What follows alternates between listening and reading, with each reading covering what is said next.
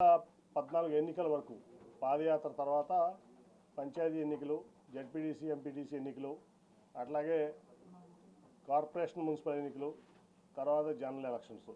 ఈ ఉమ్మడి కృష్ణా జిల్లాలో మరి మొత్తం అంతా నా బుధస్కంధాల మీద వేసుకుని నేను చేశాను. చావులైనా నేను చేశాను, దినాలైనా నేను చేశాను పార్టీ తరఫున.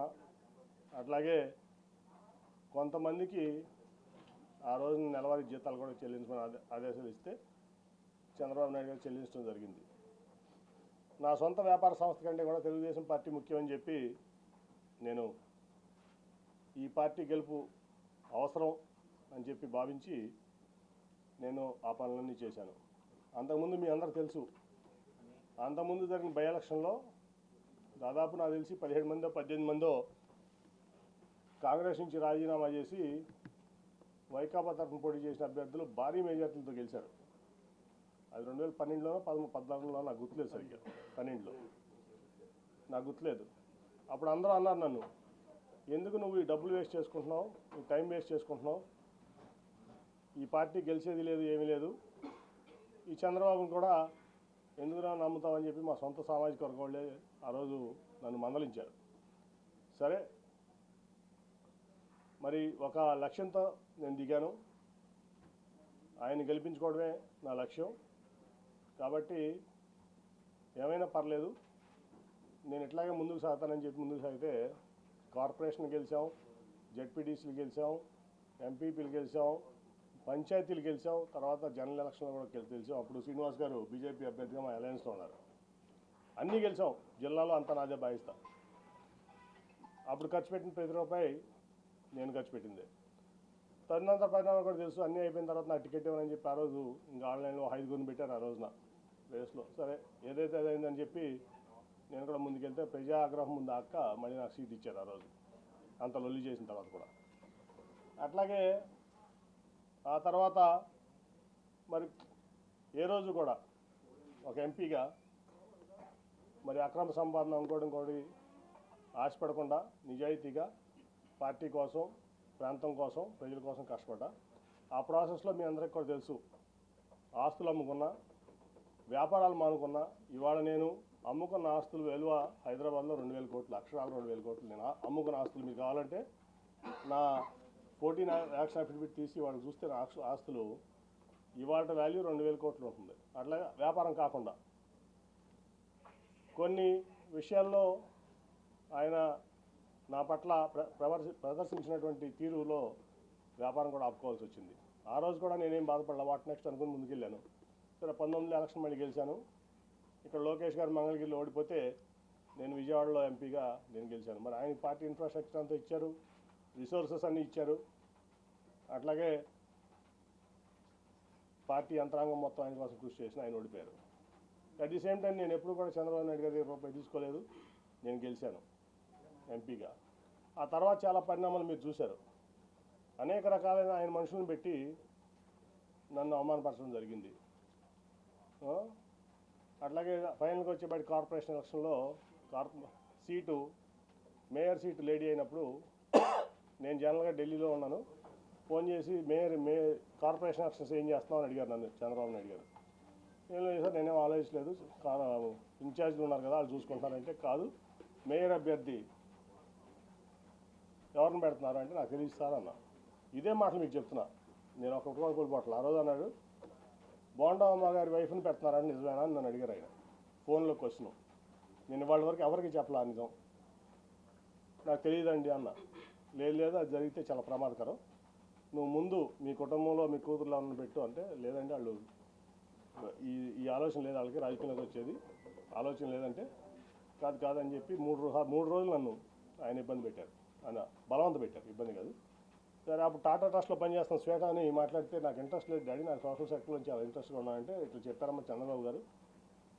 సరే, మరి పార్టీ కోసం చేయాల్సి వస్తుందా మనం చేద్దామంటే 3 రోజులు విముఖత తర్వాత అక్కడ రాజీనామా చేసి వచ్చి ఇక్కడ ఆవిడ నుంచోవడం జరిగింది. తర్వాత మళ్ళీ ఏం జరిగిందో మీకు అందరూ తెలుసు. అట్లా మళ్ళీ అదే మనుషులతో ప్రెస్ మీట్ పెట్టించి ఎలక్షన్ 2-3 రోజుల ముందు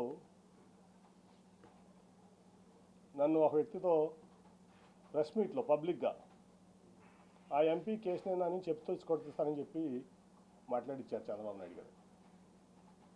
ఆ ఎంపీ కేసునేనా అని చెప్పు తీసుకొడతానని చెప్పి ఒక క్యారెక్టర్లెస్ పర్సన్ పార్టీ ఎంపీని అన్నారు. స్పందన లేదు పార్టీ నుంచి కానీ ఏ వ్యక్తి నుంచి కానీ. అదే ప్రెస్ మీట్లో ఒక పాలిట్ బ్యూరో సభ్యుడు గొట్టంగాడి ఎంపీ అన్నాడు, అయినా స్పందన లేదు. 50 మంది కార్పొరేటర్లు 64 మంది పోటీ చేస్తే 50 మంది ఓడిపోయారు. సరే గెలిచేవాళ్ళు ఓడిపోయేవాళ్ళు అది తర్వాత సంగతి. వీళ్ళ ప్రెస్ మీట్ వల్ల పార్టీ చల్లా చెదురైపోయింది. ఆ నెక్స్ట్ 2 రోజుల తర్వాత వచ్చిన చంద్రబాబు నాయుడు ప్రచారానికి నువ్వు రావద్దు నాతో పాటు ప్రచారానికి, నువ్వు వస్తే వాళ్ళిద్దరూ రానంటున్నారు నాతో పాటు అని. ఓకే సార్ మీరు వెళ్ళండి అని చెప్పి పంపించడం జరిగింది. ఒక సిట్టింగ్ ఎంపీ లేకుండా కార్పొరేషన్ ఎలక్షన్స్లో నా కూతురు నుంచోబెట్టి నా డబ్బులు ఖర్చు పెట్టుకుని నేను లేకుండా ప్రచారానికి వచ్చాడు ఆయన, ఒక పార్టీ అధ్యక్షుడు. అట్లాగే అంతకుముందు మీకు అసలు యాక్చువల్గా చెప్పాల్సింది ఏంటంటే, రాబిన్ శర్మ టీము నేను నెట్టనారాయణ గారు కూర్చుంటే వచ్చి, సార్ మన పార్టీకి 5 సీట్ల కంటే ఎక్కువ రావట్లేదు ఎలక్షన్లో, దీనికి అసలు మరి ఏం చేస్తారో తెలియదంటే నువ్వు ఆ రిపోర్ట్ ఎక్కడ బయటికి పెట్టమాక, మీరు నెట్టనారాయణ గారు సాక్ష్యం దీనికి, నువ్వు ఆ రిపోర్ట్ ఎక్కడ బయట పెట్టమాక, నేను చూసుకుంటాను. ఆల్రెడీ రంగంలో ఉన్నారు 64 మంది, నీరు గారిపోతారు, చాలా ఇబ్బంది పడతారు, సెల్ఫ్ కాన్ఫిడెన్స్ కోల్పోతారు, అసలు ఎక్కడ బయట పెట్టమాక నేను చూసుకుంటానని చెప్పి నేను ఫండ్ చేసి ఏ ₹1 పార్టీ కానీ ఆడ ఇన్ఛార్జ్ కానీ ₹1 ఇవ్వాలి ఒక క్యాండిడేట్కి, మొత్తం నేను ఫండ్ చేసి నేను నుంచోబెట్టి నేను గెలిపిస్తే వీళ్ళు మొత్తం చెడగొట్టారు. 14 గెలిచాం ఫైనల్గా. ఓకే అదంతా అయిపోయింది. కానీ ఇక్కడ ఏంటంటే ఒక పార్టీ అధ్యక్షుడు ఒక పార్టీ ఎంపీని ప్రోటోకాల్కి విరుద్ధంగా నువ్వు రావద్దు ఏమంటన్నాడు, మరిచ్చా పార్టీ కోసం ఆయన కోసం. ఒక పార్టీలో ఉన్నటువంటి పాలిట్ బ్యూరో మెంబరు ఒక 5 పదవులు ఉన్నటువంటి వ్యక్తితో చెప్పు తీసుకొస్తా అన్నాడు, భరించా. అట్లాగే గొట్టంగా అనిపించారు, భరించా. ఏం చేయాలి నేను, ఎన్ని అవమానాలు పడాలి, అయిపోయింది రోజువారీ అవమానాలు. తర్వాత నేను ఒక రోజు వెళ్ళి ఆయనతో చెప్పాను, సార్ మీకు ఇష్టం లేకపోతే చెప్పండి నేను తప్పుకుంటాను ఎంపీగా అంటే, లేదు నువ్వే ఉండాలి. 10 మంది ముందు చెప్పాను, నేను ఒకళ్ళు కాదు. ఆ రోజు వలరామయ్య గారు ఉన్నాడు, నెట్ట రఘురామ్ గారు ఉన్నాడు, పార్టీ ఇన్ఛార్జ్లు అందరూ ఉన్నారు, 7 ఇన్ఛార్జ్లు. ఆ రోజే నేను ఆయన చెప్పాను, సార్ ఎవరన్నా పెట్టుకోండి నేను తప్పుకుంటున్నాను అంటే, ఆయన చెప్పిన మాట ఏంటంటే అందరి ముందు, నేను ఎసెన్స్ కాదు నువ్వే ఉండాలి, ఈ మాట బయటికి ఎక్కడ అనొద్దు, నువ్వు మీరు కూడా ఎక్కడ అనొద్దు ఎవరో అన్నారు. వాళ్ళందరినీ బయటికి పంపించి నన్ను ఆ నెక్స్ట్ డే నందిగామ జగపేట సభలు జరుగుతున్నాయి. లేదు నువ్వు ఆ మాట అనమాక, నువ్వే నుంచోవాలి ఎంపీగా, మళ్ళీ నువ్వు లేకపోతే పార్టీ ఇబ్బంది పడుతుంది, రేపు జగపేటకు నందిగామ సభకు కూడా నువ్వు రావాలి, లేకపోతే సభలో సక్సెస్ అవ్వని చెప్తే, ఓకే సార్ మీరు ఏది చెప్తే అది చేస్తారు, కానీ అవమానాలు నేను భరించలేకుండా ఉన్నాను, వీళ్ళతో కలిసి పనిచేసే పరిస్థితి నాకు లేదు, కాబట్టి నాకు రిలీఫ్ ఇప్పిస్తున్నా అంటే ఒప్పుకోలేదు ఆయన. లేదా ఆ రోజు రాజీనామా చేసేవాడిని, ఇవాళ దాకా ఆగేవాడిని కాదు. తర్వాత అయిపోయింది, సరే ఎవరికో నా కుటుంబ సభ్యుడికి ఎంపీ సీట్ కావాలనుకున్నారు, ఇవ్వచ్చు తప్పలేదు. ఇప్పుడు ఎంపీ సీట్లు కావాలంటే 6 ఎంపీ సీట్లు టీడీపీలో కమ్మ సీట్లు ఉన్నాయి, విశాఖపట్నం, రాజమండ్రి, ఏలూరు, విజయవాడ, గుంటూరు, నరసరావుపేట. ఈ జనరల్గా తెలుగుదేశం పార్టీలో ఎప్పుడు కమ్మాసే పోటీ చేస్తారు. సరే అక్కడంటే భరత్ నాయుడు కుటుంబ సభ్యుడు వైజాగ్లో ఓకే, మురళీమోహన్ గారు ఖాళీ చేసినటువంటి రాజమండ్రి సీట్ ఉంది, అలాగే నాగండి బాబు అంటున్నటువంటి ఏలూరు సీట్ ఉంది, ఇటు పక్క గుంటూరు గల్లా గారు పోటీ చేయాలంటున్నారు, అటు పక్క నరసరావుపేటలో అభ్యర్థులు అక్కడికి వచ్చు కదా. ఇక్కడ తీసుకొచ్చి ఇన్ఛార్జ్లు అందరికీ ఇతర ఎంపీ అని చెప్పి నాకు చెప్పకుండా, నాకు కమ్యూనికేషన్ లేకుండా ప్రోటోకాల్ వైలేట్ చేసి ఎక్కడ కూడా నేను ఎక్కడికైనా వెళ్తే వాళ్ళు పార్టిసిపేట్ చేయకుండా, అతను వెళ్తే పార్టిసిపేట్ చేస్తూ, రాష్ట్ర అధ్యక్షుడు అచ్చెన్నాయుడు కూడా నన్ను సభలుగా ఆహ్వానించిన సభలుగా అతను వెళ్తాడు. చెప్తే నేను మానేసేవాడిని, ఆ రోజు మానేసేవాడిని. అట్లా తిరువురు సభ మీ అందరూ తెలుసు. తర్వాత ఆ తర్వాత 3 పంపించారు, ఆలపాటి రాజయ్య గారిని, నెట్టం రఘురామ్ గారిని, మన కొనకొండ నారాయణ గారిని, 3 పెద్ద మనుషులు, గౌరవప్రదమైన వ్యక్తులు. పాయింట్లు ఏంటంటే 3 పాయింట్స్ దీంట్లో.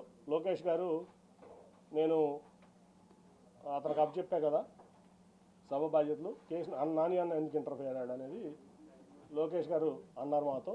అంటే నాకు ఎవరు చెప్పారు, నాకు అఫీషియల్ కమ్యూనికేషన్ ఉందా, లేకపోతే మీ ముగ్గురు ఎవరైనా చెప్పారా అతను వస్తున్నాడని, కానీ అతను అప్ చెప్పారని?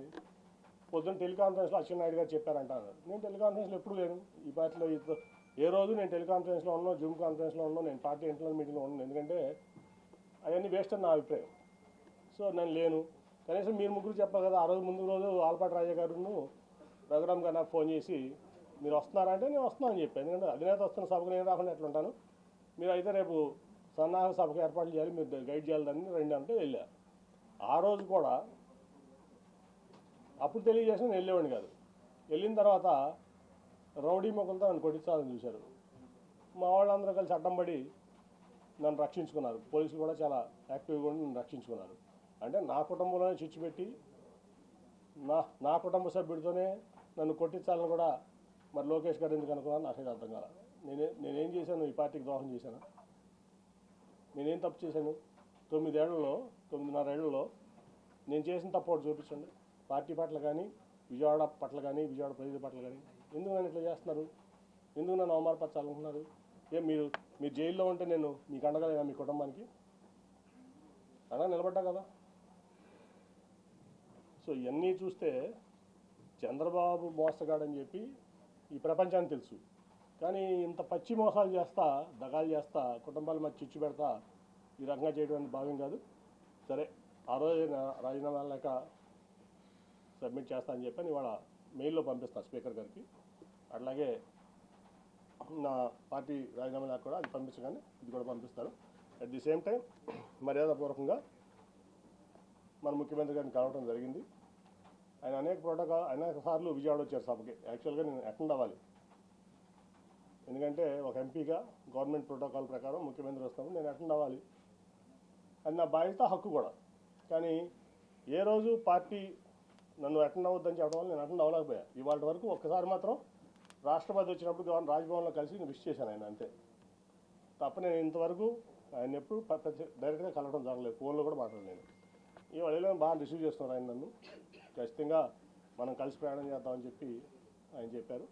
కాబట్టి నేను పార్టీకి రాజీనామా చేశాను కాబట్టి ఇప్పుడు నేను ఫ్రీ బర్డ్ని. సో నా నిర్ణయాలు నేను తీసుకుంటా. ఒకటైతే గ్యారంటీ, చంద్రబాబు నాయుడు అనే వ్యక్తి పచ్చి మోసగాడు, దాంట్లో డౌటే లేదు. ఈ రాష్ట్రానికి పనికిరాని వ్యక్తి అతను. సరే, జనం దేవుడు అనుకుంటారా, లేదా కులపరంగా అనుకుంటారా, మీడియా పరంగా అనుకుంటారా, లేదా మరి ఎందుకు అనుకుంటారా నాకు తెలియదు. కానీ ఈ జగన్మోహన్ రెడ్డి గారు అయితే పేదల పక్షపాతి, నిరుపేదల పక్షపాతి. డెవలప్మెంట్ అనుకుంటారా? కోవిడ్ వల్ల కొన్ని కారణం 2 ఏళ్ళు భారతదేశమే ఇబ్బంది పడింది, ప్రపంచమే ఇబ్బంది పడింది, భారతదేశం కూడా ఇబ్బంది పడింది. సరే, డెవలప్మెంట్ అవ్వదు, అటు ఇటు అవుతుంది. కానీ ప్రజలను హ్యాపీ పెట్టే దాంట్లో దాదాపు 2 లక్షల కోట్ల చిల్లర ఇవాళ వరకు సంక్షేమం ఇచ్చారు ఆయన. ఇంకా ఇస్తానికి కమిట్మెంట్గా ఉన్నారు. చచ్చుతూ చాలాసేపు మాట్లాడటం జరిగింది. సో నాకు బాగా నచ్చారు ఆయన. నచ్చడమే కాదు, ఆయన పథకాలని చూస్తున్నాం, వింటున్నాం. సో ఆయనతో కలిసి ప్రయాణం చేయాలని చెప్పి నేను నిర్ణయించుకున్నాను. వన్స్ నా రాజీనామా ఆమోదం పొందగానే నేను పార్టీలో చేస్తాను. నేను ఒకటండి, నేను 2014లో కూడా చంద్రబాబు నేను టికెట్ అడగల. ఎప్పుడు కూడా ఆయన గేట్ ముందు నుంచున్నా, డోర్ ముందు నుంచున్నా, నేను ఎప్పుడు చంద్రబాబు అని టికెట్ అడగల. 19లో అడగల. అట్లాగే నేను ఆయన కూడా నేను ఎప్పుడు టికెట్ అడగల. నాకేంటంటే నాకు విజయవాడ అంటే పిచ్చ ప్రేమ. మీ అందరికి కూడా తెలుసు అది, ఆ విషయం. విజయవాడ అంటే పడి చచ్చిపోతాను నేను. నాకు కావాల్సిన విజయవాడ డెవలప్మెంట్, విజయవాడ ప్రాంత ప్రజలు మంచి చేయడం. అందుకే టాటాను తెచ్చిన, గట్టిగా ఆయన కాళ్ళు పట్టుకుని నువ్వు వద్దు చంద్రబాబు నాయుడు గారు. ఆఖరికి విమానాశ్రయం కూడా నేనే చేసిన. ఎందుకంటే ఆయన 5,000 ఎకరాల్లో ఇక్కడ కట్టుకుందాం అనుకున్నాడు ఈ నాగార్జున యూనివర్సిటీ దగ్గర. సార్ అది అవ్వదు, తర్వాత ముందు మన మినిస్టర్ ఉన్నాడు సివిల్ ఏవియేషన్, సెంటర్ ఒప్పుకుంటుంది జైట్లీ గారు వాళ్ళు. అంటే నాకు సపోర్ట్ ఆ రోజు వెంకయ్యనాయుడు గారు, శ్రీనివాస్ చౌదరి గారు. లేకపోతే ఆ ఎయిర్పోర్ట్ కూడా ఉండేది కాదు. సో ఆయన మా విజయవాడకి నిజం చెప్తున్నా, మీరు ప్రెస్ కాబట్టి మీరు కూడా తీయండి. 2014 నుంచి 19 వరకు విజయవాడకి ఒక 100 కోట్ల రూపాయలు చంద్రబాబు నాయుడు గారు స్టేట్ గవర్నమెంట్ ఇచ్చింది చూపించండి. నేను తీసుకొచ్చిన సెంట్రల్ గవర్నమెంట్ ఇచ్చాను, ఇంక్లూడింగ్ టాటా ట్రస్ట్ కానీ ఏదన్నా కానీ. అరుణ్ గారికి తెలుసు టాటా ట్రస్ట్ అంత చేసాం మేము ప్రాంతంలో, అన్ని విలేజెస్లో. అలాగే ఫ్లైఓవర్స్ కానీ ఏదన్నా కానీ అది నేను కేంద్రం నుంచి తెచ్చింది. ఆయన ఒక ఆయనకి విజయవాడ పట్ల చిత్తశుద్ధి లేదు. ఆయన ఏంటంటే షాజహాన్ తాజ్మహల్ కట్టాడు, నేను అమరావతి కట్టాను. షాజహాన్ తాజ్మహల్ కట్టాడు కదా. ఎవరు కట్టారు తాజ్మహల్ అంటే షాజహాన్. అమరావతి ఎవరు కట్టారంటే చంద్రబాబు నాయుడు కట్టాలనే ఇది తప్ప విజయవాడ పట్ల ఆయన చిత్తశుద్ధి లేదు, నాకు తెలిసి ఎప్పుడు. అది ఒక 100 కోట్లు కూడా 2014 నుంచి 19 వరకు